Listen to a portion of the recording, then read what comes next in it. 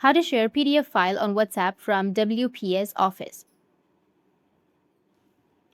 So if you want to share PDF file on WhatsApp from WPS Office, then what you need to do is first, you just need simply make sure that the file is saved on your phone.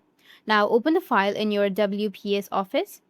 Once you've selected the file, tap on that file, and then you will have the share option, which will be in the top right. Or you may have it on the bottom of your screen. So just simply tap on share. Once you tap on share, here you will have a WhatsApp option. You need to tap on WhatsApp and it will already create the link. And then you can just simply go and select the person that you would like to send and tap on send. And that's it. That's how you can share a PDF file. Or you can just simply go back. And here, once you tap on share, you will also have an option of share as a PDF. If you selected WhatsApp and if it has not been shared as a PDF file, then you can just simply go with the second option, which is share as PDF. And once you tap on it, tap on export to PDF, which will be in the bottom. And it will be exported as PDF at first. Once you've exported, you need to select your WhatsApp and then send it. That's how you can share PDF file on your WhatsApp from your WPS office. And if you have any questions, feel free to comment below. Thanks for watching.